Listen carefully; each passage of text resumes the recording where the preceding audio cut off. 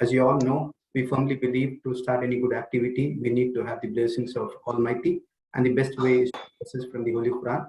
I request Brother Nadeem to recite few verses from the Holy Quran. Over to you, Nadeem bhai. أعوذ بالله من الشيطان الرجيم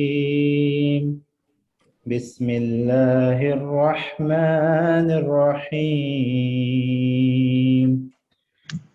لله ما في السماوات وما في الأرض وإن تبدوا ما في أنفسكم أو تخفوا يحاسبكم به الله ويغفر لمن يشاء ويعذب من يشاء والله على كل شيء قدير آمن الرسول بما أنزل إليه من ربه والمؤمنون كل آمن بالله وملائكته وكتبه ورسله لا نفرق بين أحد من رسله وقالوا سمعنا وأطعنا غفرانك ربنا وإليك المصير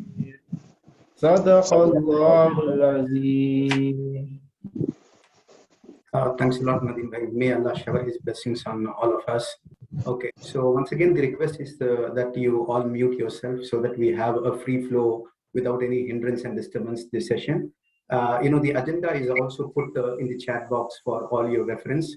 This time, in fact, we are trying to, bring down the time and trying to finish it in an hour's time, provided we get the support of all presenters by just sticking on to 8 to 10 minutes. Without wasting much of your time, I would like to, call the captain of our ship, our president, A.R. Ahmed Buhari Saab, to share the little that we have done in 18 to 20 years. Over to you, President. Burhan, can you just open the screen? Yeah, thanks, Kaleem. Yeah. Okay, good morning, Assalamu alaikum, welcome to everybody. I see a lot of new faces. Thanks very much for all those who are attending the session for the first time and those who are continuously attending. I am being president of UEF. I'm an interested party, but also having said that, I think our member talk session is really opening up a lot of avenues. It's a lot of getting to know. Although I seem to, I've met many of you, but it's always a learning experience. We're getting to find out more about what each and every one of our members are doing. The last few sessions were, almost all the sessions have been very, very fruitful and productive. So I thank all the presenters for having taken the effort to come and present at our members' talk. So as you all know, we are in the middle of September, sort of towards the end of September, or third week of September. Normally, we do this towards the end of the month. So Kaleem was telling me that, we may not have enough activities to present, of our activities over September. But when he sent me this list, I was pleasantly surprised that we have been quite active, right? So UEF officials visited Islamia College in Maniambadi. They are very keen to set up the Entrepreneurship Center. As you all may recollect, we are on a mission to see if we can support 4,500 companies, the initiation of 4,500 companies. 6 MOUs have been signed, and so Islamia College is one of them. It's almost a 100-year-old institution, I think, in Maniambadi. So we're discussing with them. We had a board meeting in the month, and of course we have an AGM, which is next week, 25th September. We have got a YouTube channel is active, and a lot of the programs have been uploaded. We have created 2 WhatsApp group now. There is a UEF social group and a UEF core group. So to streamline, the WhatsApp messages and whatnot. In our BS Abdurrahman Crescent Institute of Science and Technology, we have launched a program which is, I'm sure, close to everybody's heart, which is innovation, entrepreneurship, and venture capital. So it's one of the few institutions in India which has got the permission for offering this MBA in IEV program. We are really hoping that this program will be a mini sort of medical college model for MBA students, if you know what I mean. So people can actually have live learning experience. So that's the MBA program. Our Buhari Alim College has started offering online diploma programs in Islamic studies. Our architectural institutions, which are associated to the UEF, are possibly working to see if we can make a pitch to the London architecture competition, which our advisor Rehan Amir from London has sent the details. So we're trying to reach out to the architectural fraternity associated with the UEF. So this is some initiative that we're doing. And of course, we are continuing in our efforts to keep the trends and, management guru speak and a whole lot of things are going on. So this is sort of like the September update. And as you can see, it has been quite an eventful month. Almost every month has been eventful. So quite happy to share that with you. So this time we have got 4 interesting presenters, as always. We have got Grand Square Mall, we've got Daystar Solar, we've got Unipro Solutions, and we've got Mohammed Sadak Academy of Architecture. So these are all the institutions who are slated to speak today. Like Kaleem was mentioning earlier, we are trying to keep this session within 1 hour, right? So that everybody can make a quick in and out. So my request is, 7 to 8 minutes max. Please try to finish up the session, so that we have a very productive and engaging discussion. So I hope I've not crossed my 5 minutes. So thank you very much. And inshallah, let's have a very good session today. Thank you. Back to you, Kaleem. Thanks a lot for the update, President. Highly appreciate. Members, the first presenter for the day is going to be our member, Mr. Zarur Shah. Okay, how could I describe this person? Well, basically, a person who converted an empty mall into one of the most successful neighborhood malls.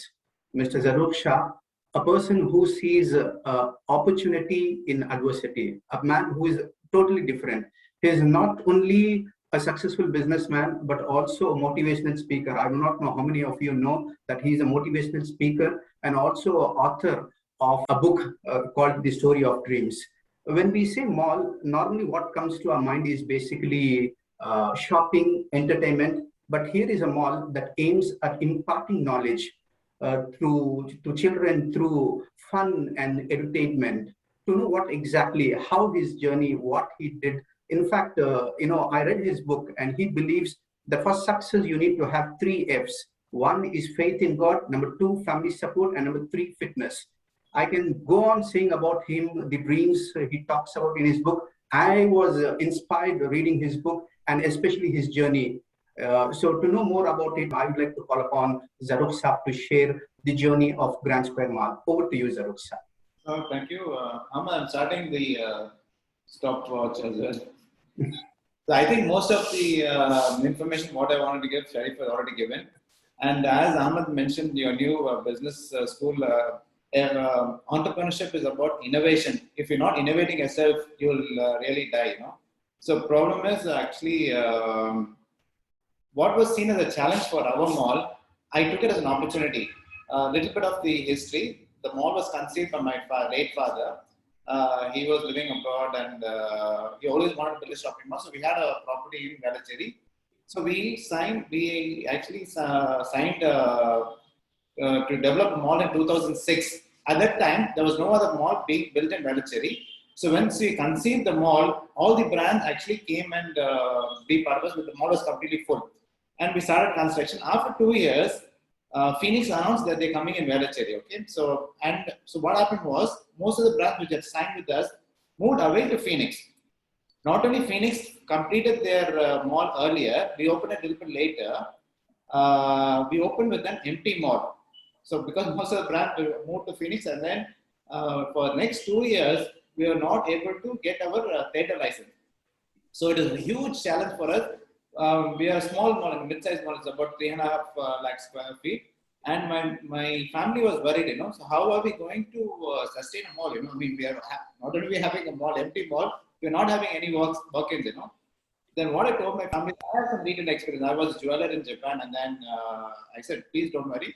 This challenge, let us take it as an opportunity and let's work on it, And slowly, what was our challenge? We were a smaller mall, but we were present in a good neighborhood. The main road, a lot of schools and apartments are there.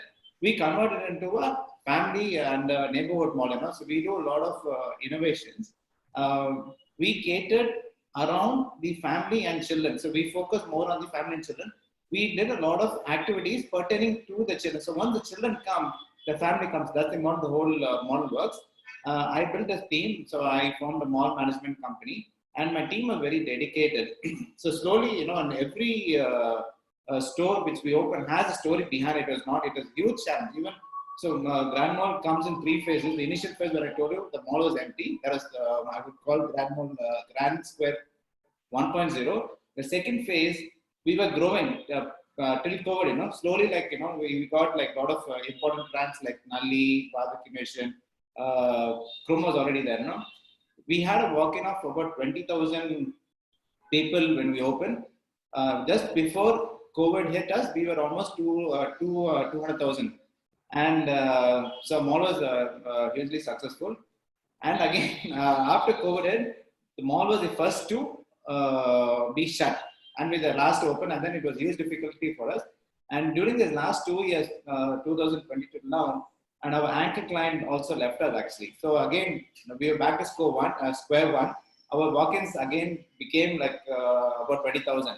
And our anchor tenant was our Shopper Stop and Nalli. They are vacating, but alhamdulillah, we have other anchor tenants coming inside to us. So the main thing what I wanted to talk about, as Ahmed said, once we become complacent, we can never survive. I mean, I actually, there was another mall in Galaxy, we all know. What happened was at one point of time, they were the most busiest mall in Chennai. It was strong. Everybody used to go there. Unfortunately, people there became very complacent. They didn't innovate. So, and now we see the result of that. The mall is almost shutting down. So what we did was, every point of our journey, we wanted to be very, very relevant. So we are very well connected on the digital platform, and we continuously do events to connect with the community. So our mall is not only, we don't commercialize all the events, we don't commercialize. We are very inclusive mall. We do events for the physically challenged people. We do events for the mental health awareness. We do a lot of programs. So we connect with the community. So actually just before the COVID hit, we did an event, an inter-school festival, where about 10 schools, 1,500 children across 10 days participated. And we also included the government school children in that. We didn't say only this school can participate, that school can participate. So these government school children never had set foot in the mall. And like the teacher after the event thanked us, telling that the confidence these children got boosted was immense. That is the kind of happiness I want to say. Another thing, as I said, our mall is not very big, but what we did was we innovated. So in our driveway and next to the mall, we have a street going along. We created a food street. Okay, so normally like the food court is on the mall is in the 4th floor. No, so that the food court is not doing well. So what we did was we eventually converted the food options in the driveway. So we have a good food street which actually gets a lot of people. And as innovation, as a digital, we were the first mall in India to do a treasure hunt only on the digital platform. So all the registrants used to they have to register on the Facebook, and all the clues were on the digital, and it was very innovative. And seeing us, the other malls actually copied us, And in terms of digital engagement, we just come just after Express Avenue. That's the kind of innovation we do. So we keep innovating a lot, and then my focus is again, as I said, as Sharif said, it's about not entertainment alone, edutainment. So giving education for the children when they come to the mall, they have to learn something. So we do that connect. So I think my time is almost going to go up. So meanwhile, this is about it. As Ahmed said, keep innovating. One more important thing, the personal venture. I always love reading books. Okay, so all of us, I like most of us here who are the generation of 70s and 80s know about the Mood Market. So Mood Market was an icon for us.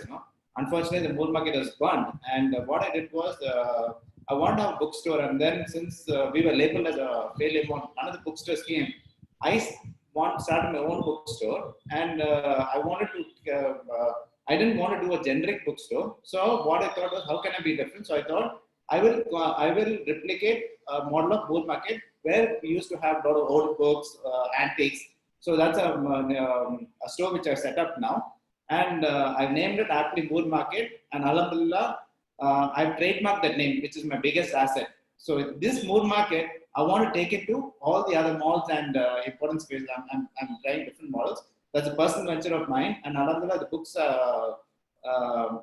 when people said these books are dying business, actually books are really selling well and it's doing well. And then I'm trying to expand. Probably we'll do something with the US for that front.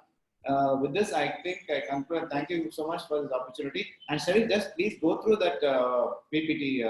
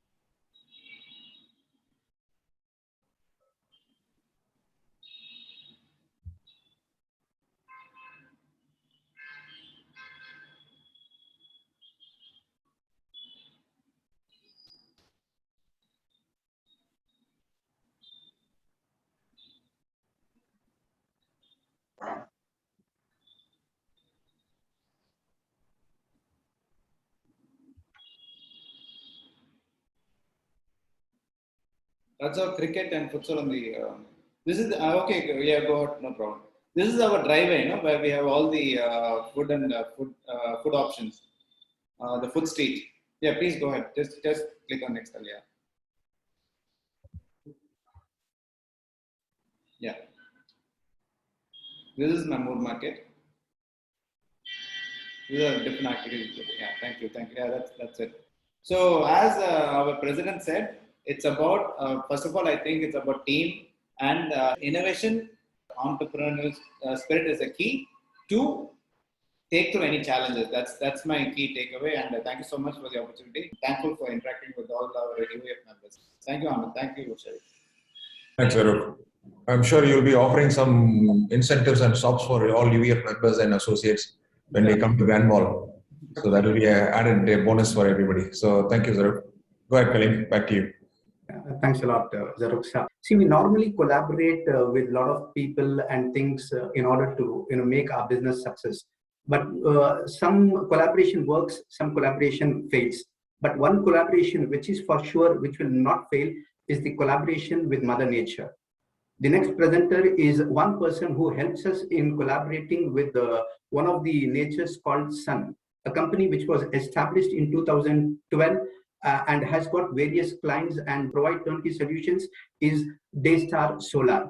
To share what Daystar Solar is all about, we have the CEO and founder of that company, Brother Fawaz Hussain. He is basically an engineer from Anna University and has done his MBA from Geneva Business School from Switzerland. I would like to call upon Brother Fawaz. Over to you, Brother Fawaz. So, hello everyone. I am Fawaz Hussain, and thank you, Sharif Bhai, for the wonderful introduction. Basically, we are Daystar Solar. We are a company based in Chennai who do basically A to Z of solar power plants, right? We started out in 2012. When I came back from Switzerland in 2011, I just give you a small background on why I started the company. My dad has a rare psoriasis problem, wherein if he is in a very hot space and if it is a very humid space, the skin starts peeling, right? So in our house, we used to run air conditioners almost 24/7, and we used to rack up bills of about 40 to 50 to 60,000 rupees every billing cycle. So I was like, why don't we have a solution for this? And when I started researching, actually, when I started researching in Switzerland itself, I worked for the United Nations. So there I was working under the Environmental Protection Agency. In that, solar was one of the options which I was looking at. And when I was looking at solar as one of the options, I was like, yeah, well, we live in a country which fairly has a lot of solar.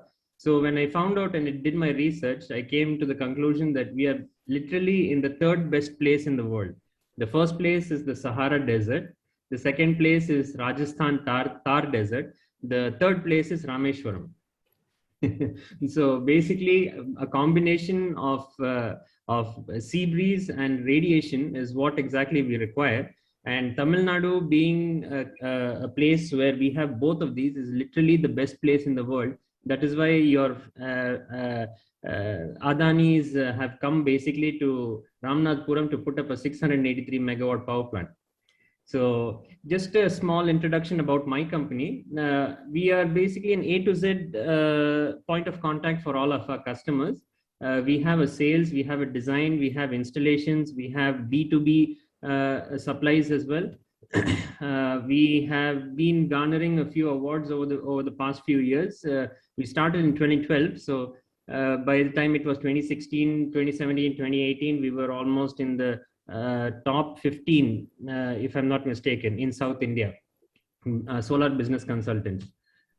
We offer, of course, we offer a lot of services as well. One of the major services which is enlisted by us or which is solicited by us are turnkey projects. So people nowadays have an idea of what solar is, but they don't know where solar will fit into their life or into their business stream.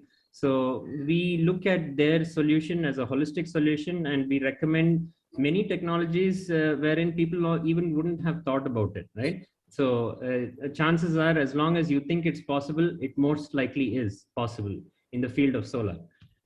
So of course, our philosophy is stemming from the fact that if we design something in such a way that it lasts X amount of time, it will last X amount of time.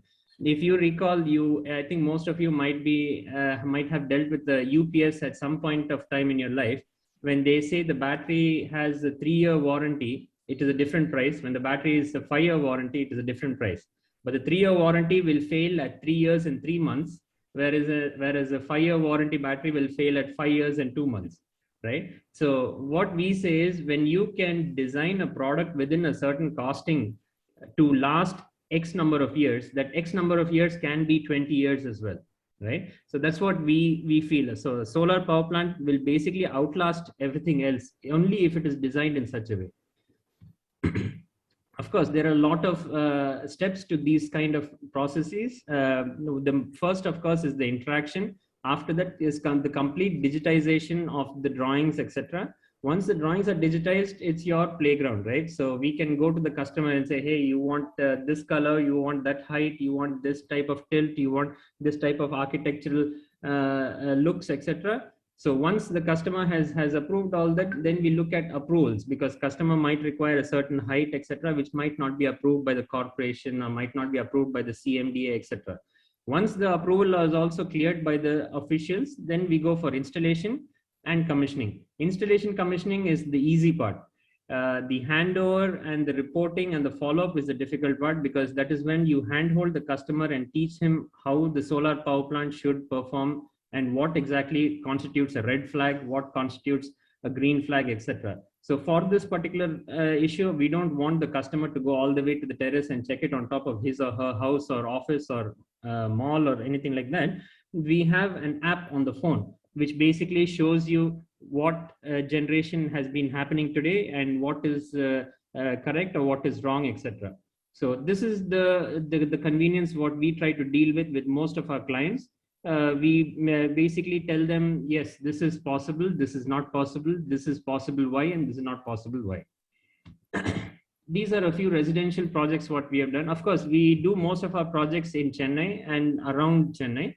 But we have done projects in Vellore, we have done projects in Krishnagiri, we have done projects in Kanyakumari as well. Certain commercial projects as well, wherein the customers had upwards requirements of about 150 kilowatt requirements, wherein the factory used to consume most of the power during the day. Hence, we basically gave them a saving of about 7 to 8%. So it had a direct impact on their margins. So nowadays, our sales pitch goes like this: sir, do you want to increase your profit margin by another 5 to 6%? And then the customer asks, well, how is it possible? Well, I say, electricity is a component in your product, right? So if your product costs 100 rupees, electricity makes up, let's say, about 10 rupees of it. In case of textiles, it makes up to 72 rupees of it. So when you buy 1 meter cloth and it costs 100 rupees a meter, 72 rupees is the cost of electricity for manufacturing that cloth. So when we are looking at how do you say, implications like this, it is a no-brainer that if you look at savings through solar and a technology which is very easily available and which is very easily maintainable and basically has no maintenance, it is a surprise that people still haven't gone for it, right? So there, of course, we have certain halo projects as well, like Nokia, for whom we had done emergency lighting before Varda. And in Varda, we have a photo wherein the aid is being distributed under these lights, right? So when we design these kind of things, we take into consideration wind conditions, etc. If you see on your left, the building over here, this is right on the seashore. So this was also done before Varda. And Alhamdulillah, by God's grace, after Varda also, not even a single panel had been destroyed or flew away. Of course, solar pumps is also a major area in which we do a lot of projects. A lot of farmers, they come to us asking for help with respect to watering their plants, because that is the only thing what a farmer cannot have control over, is the supply of power, regular power from TNEB, right? Of course, another halo project for us is the Marina Mall on OMR, for which we did complete 105 kilowatt power plant. Their whole lighting load in the mall is powered by solar. The major advantage over here was that when they had a lockdown and when they had minimum maintenance activities going on, they had almost zero bill, right? So that is something which we are really proud of. Of course, all this is nothing without having proof of the pudding. So what we say is you need to have verification of what your returns are from your investment, right? So when you are looking at that, so we have plant remote monitoring on your mobile phone itself. In fact, if I can see today's generation for one of our customers, I don't know if you can see it on the phone or not. Okay, I'm on blurred mode. So I can show you all these generations, right? So we have customers like your Naveens, we have customers like your Casa Grande, we have customers like Bashiam, etc., who have literally a dashboard which have all the projects on the screen, and they can tell you how much energy was generated, where it was generated, how much savings they have created, etc. So this is the proof of the pudding what we offer as well. Since our major strength is also the fact that we deal with Panasonic solar panels. So we are direct distributors for South India for Panasonic solar and for Hitachi solar inverters. Of course, this is all reflected in our testimonials, which were given by our esteemed customers. And yes, if there is any further information which you would like to get in touch with, please, we are on the web, daystarsolar.co.in. All of our details are there. We are located in Anna Nagar, in Javed Masjid complex on the 2nd floor. So anytime you're passing by, please do drop by. I am there Monday to Friday. Saturday is a day off. Saturday we are working, but it is my day off. So anytime you're passing by, please drop in, even for a tea. We would be happy to have you. Thank you. Thank you, Fawaz. Wonderful presentation. You're on the right side of the business. I'm in the wrong side of the business. The more business you get, the less business I get. So we are in the Tamil business, solar power, Tamil power plant. But having said that, I think it's a fascinating area, solar, and it's obviously a very, very interesting area.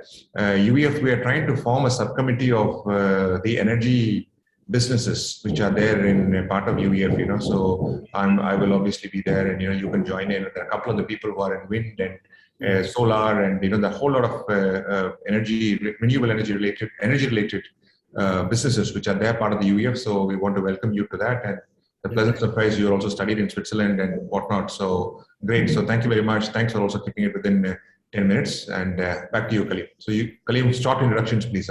You also sure. Yes, right, absolutely. Yeah.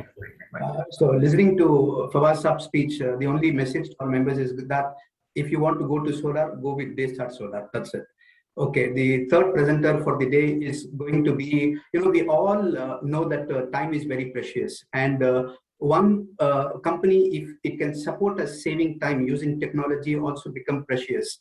The next presenter is all about that. They use technology to save time. And this company is basically Unipro group of companies, a company that just started with 2 people to having more than 3,000 clients is a wonderful journey. To share about Unipro group of companies, we today have the chairman of this group. I would like to invite Brother Sini Jafar to share about their organization. Over to you, brother.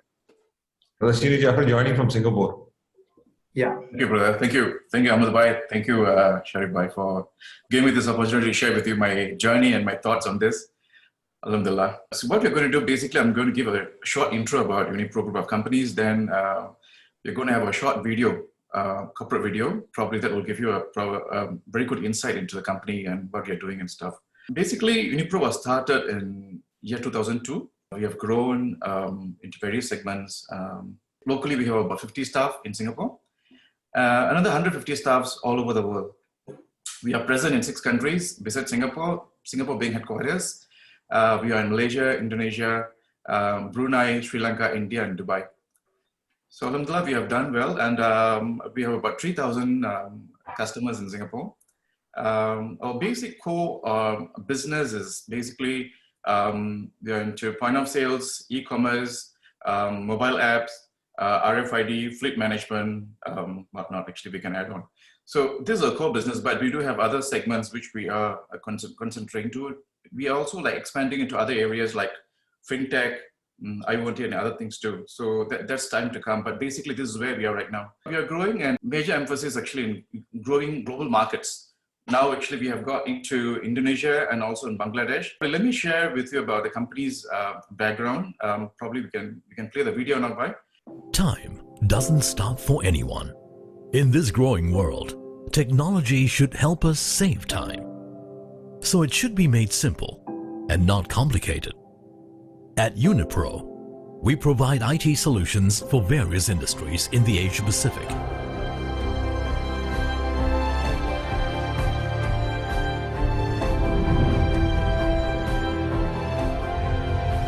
Unipro Software Private Limited, with its HQ in Singapore, is a flagship of Unipro Group of Companies. Our in-house software developers combine the latest development tools with ever-changing technology to provide quality software development services that meet the demands of industry trends. Unipro is a software development company. We started in 2002. Unipro providing software, hardware, and services in this industry. We have branches in Singapore, Malaysia, Brunei, Indonesia, India, and Dubai. As a unique IT solution provider, Unipro has gained the confidence and support to work with several international IT industries such as Dell, Samsung, Lenovo, Microsoft, IBM, Toshiba. Our software services include software consultancy, software development, software implementation services, software training services, deployment services across locations, software assurance services, getting regular updates and upgrades, data migration services from other products, integration services with other products and services, mobility solutions, extending the product functionality to suit specific needs.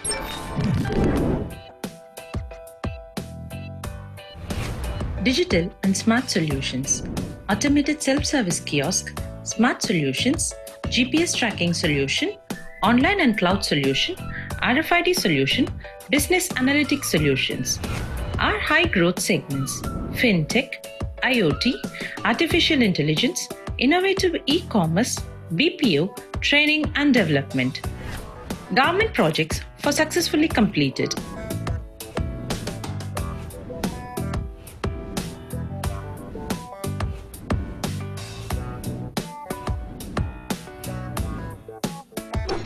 Our products in different sectors include Retail Post Standard, Retail Post Premium, Web and Mobile ERP, Retail Post Cash Management System, Retail Post Self-Checkout System, Warehouse Stock Management System, Salesforce Automation, Van Sales Management, Business Intelligence, Cloud Business Intelligence, Cloud Post, Retail Post Surveillance for Food and Beverages, Retail Cave Post, Retail Cave Self-Checkout System, Cash Management System, self-ordering and payment system, Retail Cafe iMenu and iOrder, catering order management system, Smart Goal for jewelry shop, jewelry augmented reality, Smart Exchange money changer, Money Teller machine, Unipro remittance, retail laundry, facility management, newspaper distribution management system, retail spa, retail mobile, hotel management system, accounting software, payroll, time and attendance system,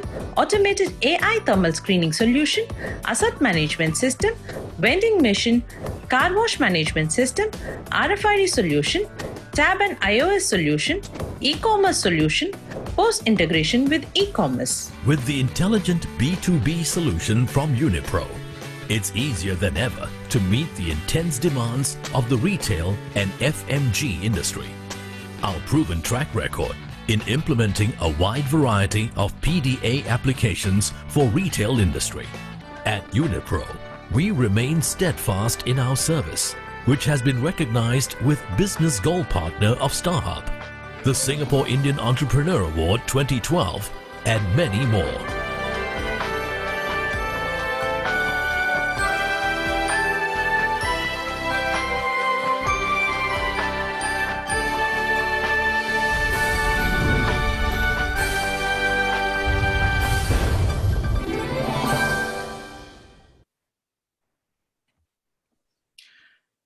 Thank you for the video, brother. I think probably that will given you a very good insight into what we are doing in Unipro.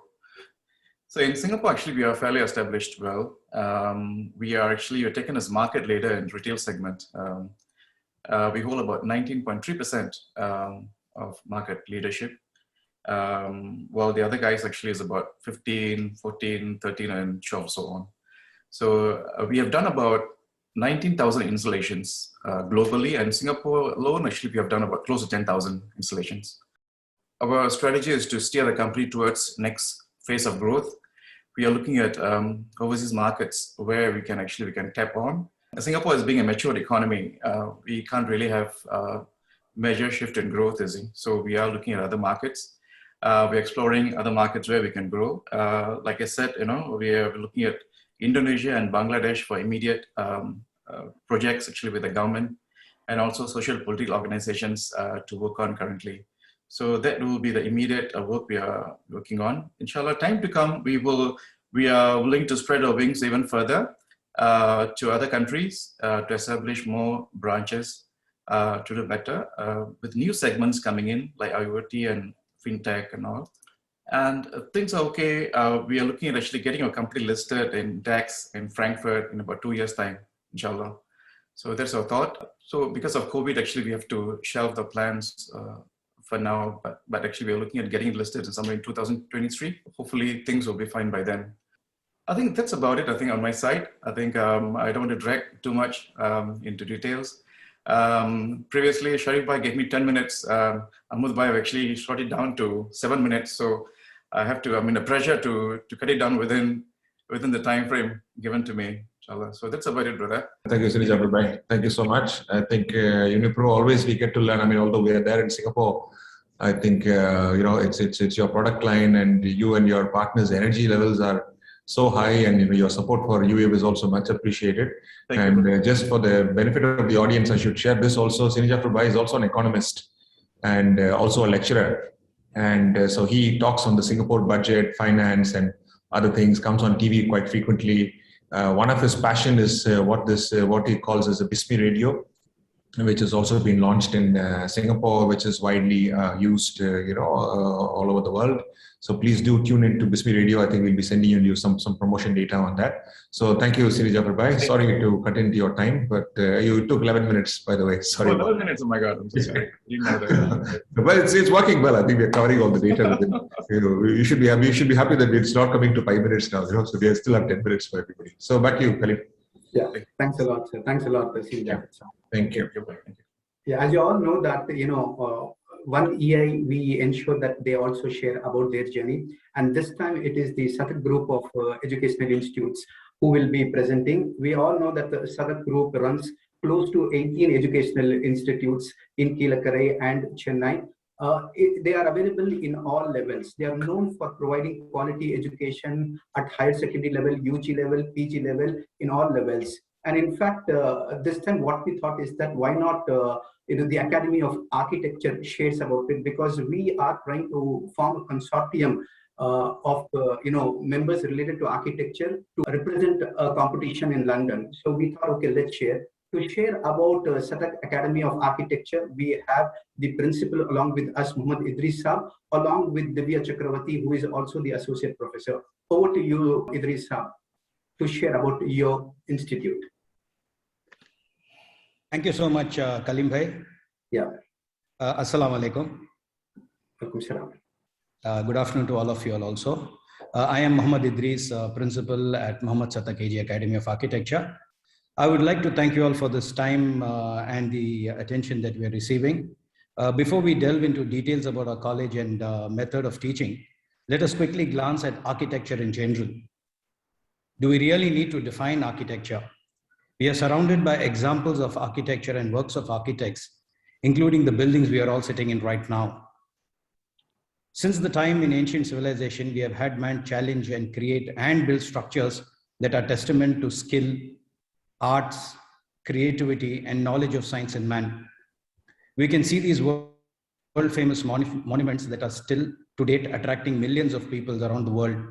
The Leaning Tower of Pisa, Hagia Sophia in Turkey, Falling Waters, Sydney Opera House are some of the examples of brilliance in architecture.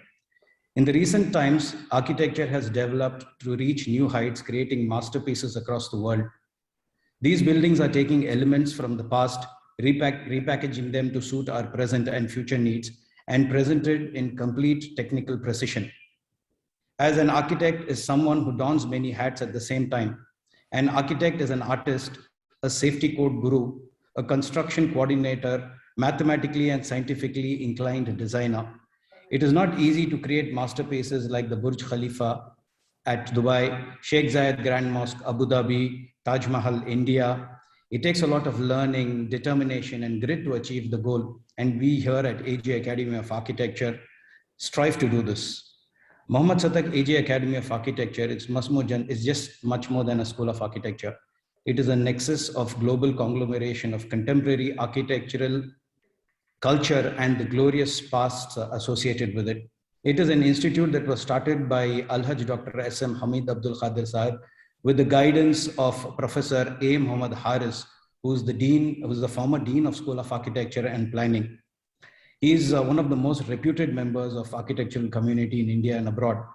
Under his tutelage, students of MSAJ get to explore cognitive architectural education, making it a benefiting alma mater for anyone who loves architecture. MSAJ comprises of high-profile program that includes a wealth of exhibitions, lectures, symposia, seminars, conversations, research clusters, and study visits. I would like architect Divya Chakri to further elaborate a little bit on our program. Divya, please keep time in mind, please. Thank you. Thank you, sir. Absolutely. I'll try to keep it as short and sweet as possible. Studying architecture is a completely different experience, especially in an acclaimed institute like us. We have a program and curriculum that is approved both by the Council of Architecture as well as our university.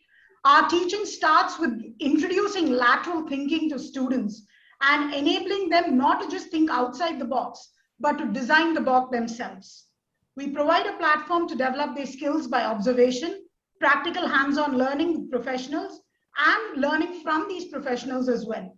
So we take learning beyond classrooms. We emphasize on study tours, workshops, industrial site visits.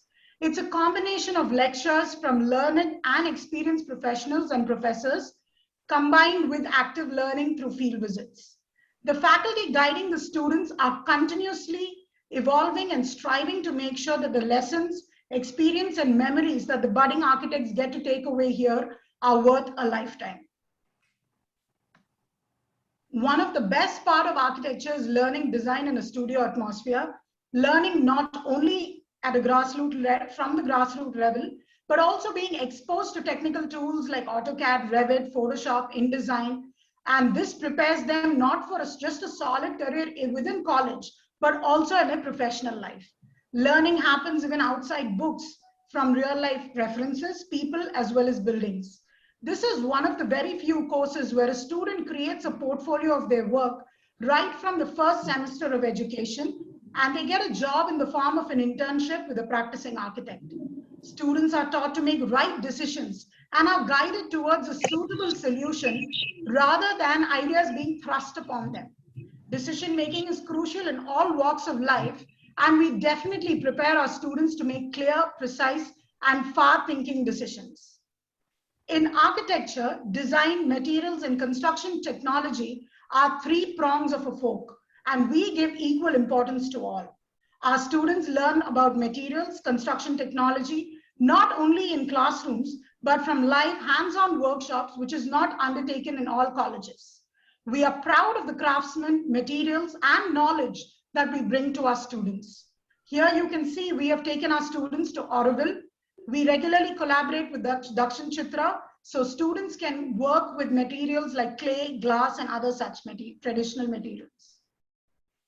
Buildings, especially our modern high-rises, need a lot of technical know-how, right from air conditioning, plumbing, cooling towers, etc. And we feel it's our responsibility not to just tell our students, but then take them to site, office buildings, retail complexes, to show them a working service flow with the experience of service engineers who in their complete detail explain about the technicalities that cannot be conveyed completely in classrooms. Our past always teaches us how to deal with the future. So a study and tour of documenting our heritage is a crucial aspect. We take our students to study a rural region, and they learn from staying there, experiencing nature, life of villages, and how they live. We also expose our students to the dynamics of an urban core in a city, dealing with the issues of today and coming up with incredible solutions, real life solutions for tomorrow. Our course would be definitely incomplete without a tour of the prominent cities of our country, where our students get a chance to see how contemporaries across the world work, and they also get a chance to spread their wings and take off to new places.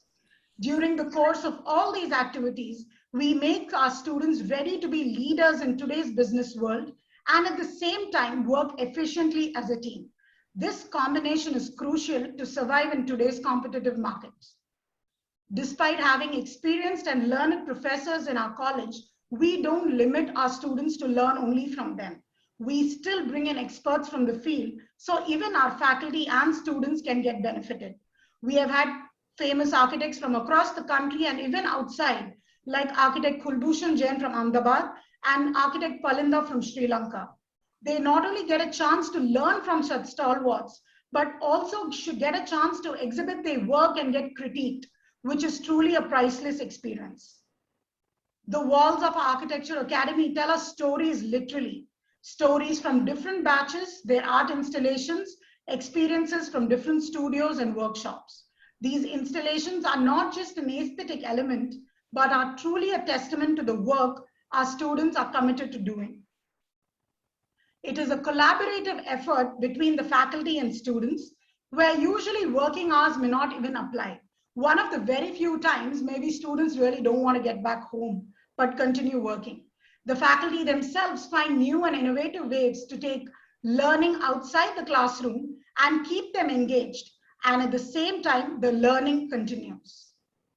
Our construction yard in the college is filled with structures, elements of architecture made by our students under the guidance of experts from the field.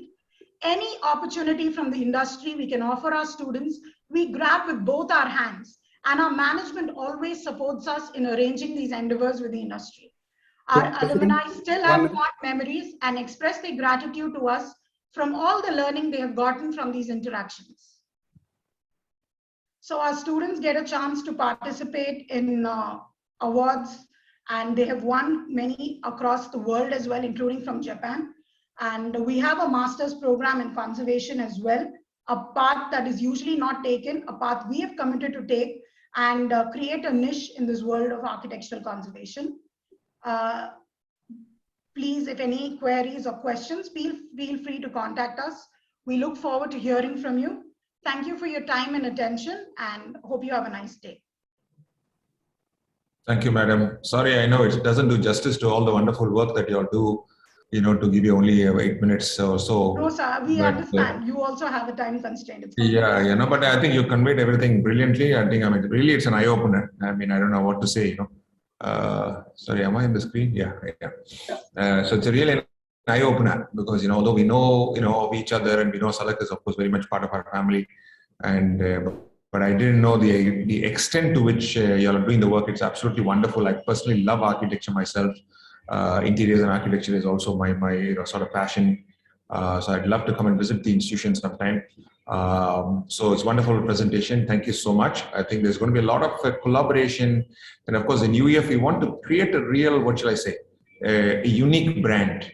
And I think people like yourselves, Mohammed Salak AJ, then in Daystar, if we can really, what shall I say, look at doing things which are very, very different, very creative, setting new trends rather than just following existing trends, I think it'd be very, a very interesting area for us to keep working on. So thank you so much for that. Sorry, I got to leave because I have another engagement. I'll just leave it to Kaleem to wrap it up. So I just want to thank all the presenters for the wonderful presentation. I think this 1 hour format is also working well because everybody seems to be conveying the message very quickly. Maybe even it can be done in 5 minutes, but anyway, we'll keep it at 10 for the moment. I think they also had a lot of participants, 60 people today, alhamdulillah. So thank you very much to all of you for having participated. And we have another 5 minutes. I'll leave it to Kaleem to take the questions. And I look forward to seeing you all next month. And for all those of you who can come and attend the AGM, please do come in. It's almost like a first come, first serve because I believe you can only have 50 people for the AGM. So thank you very much all. And I just have to leave. Sorry about this. I'll leave it back to Kaleem to wrap it up. Thank you. Assalamu alaikum. Bye. Thanks a lot, President. Yeah, if any questions are there for the next, Abdul Qadir Saab has one question. If you can just unmute yourself and ask it. Yeah, assalamu alaikum. My name is Abdul Qadir from Coastal Energy. For Brother Fawaz Hussain. Yeah, I just wanted to ask two things first. How is the status on the battery for saving the energy, solar energy? And also, in residences, mostly air conditioning and refrigeration is a high consuming, energy consuming things. Is there solar ACs have been come into practice? Yeah. These are two questions. Yeah. Thank you, Abdul Qadir sir. Can you hear me, right? Yes. Yeah. So just to be quick on the answer, regarding the batteries, what you had asked, yes, there are a lot of technologies which have come into the market right now, namely lithium-ion and the legendary lead-acid battery. But with batteries, as you know, in electrical design, when we consider them as a consumable. So batteries do not necessarily have a break-even; they have a cost. And yes, batteries give you that extra advantage of storing solar energy in a how do you say battery and then using it as per your convenience. But the power plants, what I had mentioned here specifically, work without batteries. Wherein imagine if you would give the battery to TNEB, and then during the day when you are consuming power, after internal consumption, the extra power is only sent out to TNEB, wherein it is recorded by a meter. So if you have an option like that, we feel it is a very good thing because you don't have the headache of battery maintenance at that point of time. Of course, there are a lot of other technologies as well, which if you can get in touch with me directly, I can explain.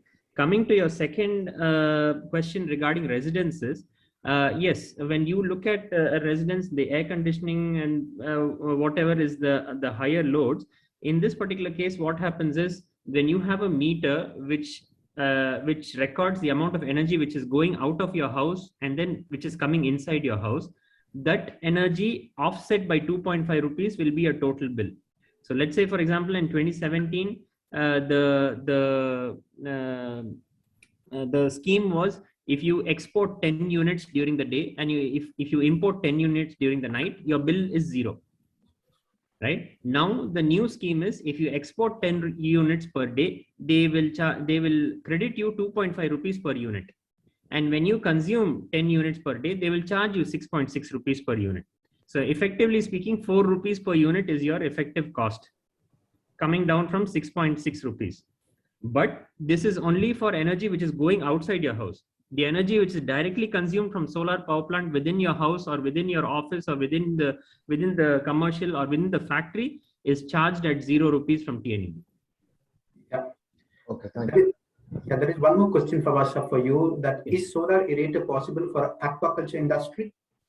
Yeah, the beautiful thing about solar is as long as you need power, whether it is 1,000 watts or 10,000 watts or 100,000 watts, solar is modular. So if you require for any industry, for let's say if you require 10 kilowatt power plant, it is only panels which have to be increased. That is it. If you require 100 kilowatt power plant, like how you saw at the Marina Mall, the only number of things which have to be increased, of course, apart from electrical design, etc., is only the panels. So the panel is a building block, like a brick for a building. So we have a panel which is 450 watts. If you add 2 together, it becomes 900 watts. If you add 3 together, it becomes 1.3 kilowatt. If you add 10 together, it becomes 4.5 kilowatt. So based on your requirement, we can do a study for you, which we do free of charge. And then we give you an estimate based on what you require, how you require, and how we can proceed, and what are the technologies which can help you save. Of course, all this is with the major advantage of tax depreciation at 40% per annum. Got it. Thank you. Any other question if somebody else has got quickly? We have 1 minute, that's it. Mr. Fawaz, what is the surface area required for installing 1 kilowatt of power? Yeah, thank you, sir. Generally the area required for installing 1 kilowatt of power, the footprint, that is, if you put 2 panels together, the area required is 77 square feet. But what we say is, for 77 square foot, you need to have one person who walks in front of the panel or around the panel. Including that, we say roughly about 90 square foot per kilowatt is the thumb rule. But in bigger installations, let's say beyond 10 kilowatt or 50 kilowatt for commercial installations, etc., even 77 kilowatt per 77 square foot per kilowatt can be taken as a thumb rule. So it depends on literally how your roof is angled and how your roof is facing south. Which is the best direction for utilizing the maximum solar power? If for Tamil Nadu, since we are in the northern hemisphere, the panel should face south, which is, for example, this direction. It should face south and should tilt at 13 degrees. So what should happen is, at the worst case scenario, which is winter, December 21st, the sun should be perpendicular to the panel. Thank you so much. Thank you. Yeah, and there are a lot of questions in the chat group. I will just put my contact number. If anything is there, kindly please just WhatsApp me. I can reply personally to that person as well. Sure. We will also ensure that you're getting connected, not only for this, but for the other presenters. If at all you have any questions, do send it to us. We will ensure that those people revert to you with those questions, with those answers. Sure. And on behalf of UF, I would like to thank each and every one of you for making our session successful. It is your participation that makes our session successful. Hope to see you all in our next Members Talk session, which will be our 10th Members Talk session. Until then, thank you. Goodbye. Stay in touch. Have a great weekend. Assalamu alaikum.